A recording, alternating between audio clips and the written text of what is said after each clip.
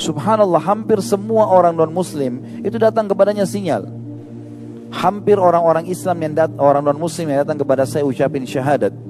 Semua kisahnya kalau bagi saya sih, kalau kita mungkin dengar biasa-biasa saja. Ada yang merinding karena dengar azan, ada yang karena melihat jilbab, ada yang karena melihat orang ke masjid, ada yang karena mendengar beberapa ayat Al-Quran, gitu kan. Semuanya yang mungkin kita biasa dengar, tetapi subhanallah mereka berbeda. Sinyal Allah datang. Ada satu teman saya di Surabaya, teman dekat saya, dia ceritakan pengalaman dia. Tetangganya ada seorang pastor. Pastor ini berarti orang Katolik.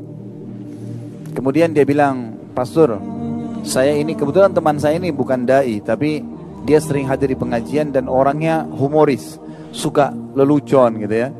Maka dia datang kepada pastor, dia bilang, "Pastor, bisa saya ngobrol sebentar?" Kata pastornya, "Silahkan." Dia bilang, "Saya terus terang pastor bingung dengan agama saya." Islam maksudnya. Padahal orang ini istiqomahnya luar biasa, suka dengan Islam, dengan Islam. Tapi dia bilang gitu, ini cara dia ya. Kemudian pastornya dia bilang, ini saya yang lebih bingung lagi, ada Al-Quran dan ada terjemahan bahasa Indonesia. Ada satu surah dalam Al-Quran yang membuat saya lebih bingung dengan Islam. Ini surah Al-Ikhlas. Ada kalimat dalam Al-Ikhlas, lam yalid walam yulad.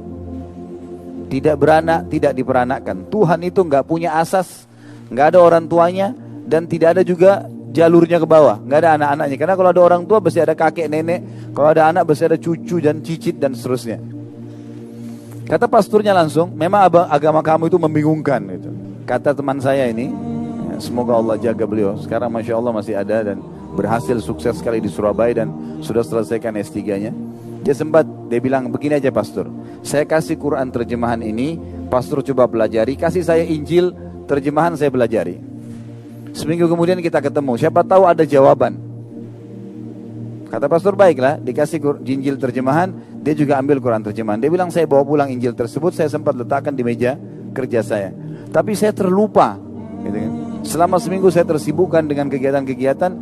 Lalu kemudian saya ketemu lagi seminggu kemudian, ternyata pastor ini serius membaca ayat lam yalid walam yulad, lam yalid walam yulad. Ini terputar-putar dibaca terus.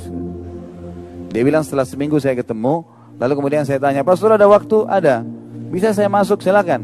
"Bagaimana pendapat pastor? Ada jawaban nggak yang kebingungan saya kemarin?" Pastornya bilang, "Kayaknya agama kamu yang benar deh." Memang kayaknya Tuhan nggak boleh punya asas, nggak boleh punya bawah.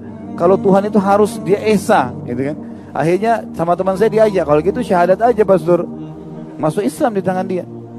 Sesuatu yang kadang-kadang tidak masuk di akal kita. Ada teman saya di Makassar kemarin, Syekh Ali Rimi dari Mekah, dan ada satu lagi Syekh Hamad dari wilayah Hail. Dua orang ini diutus oleh Saudi jadi dosen, satu di UIN, satu di UMI di Makassar. Saya sering kali kalau waktu berapa tahun lalu saya di Makassar, ini kisah sekitar mungkin 9-10 tahun yang lalu, saya telepon, sering kalau ada apa-apa saya beritakan, "Akhi kalau butuh apa-apa telepon saya saja." Dia bilang, "Baiklah." Satu waktu dia telepon saya, dia bilang, "Khalid coba kesini penting." Saya bilang, "Kenapa?" Dia bilang, "Ada orang mau masuk Islam." Baiklah kalau gitu saya datang. Saya datang ke sana, naik motor, sampai di sana saya tanya, "Mana orang yang mau masuk Islam?"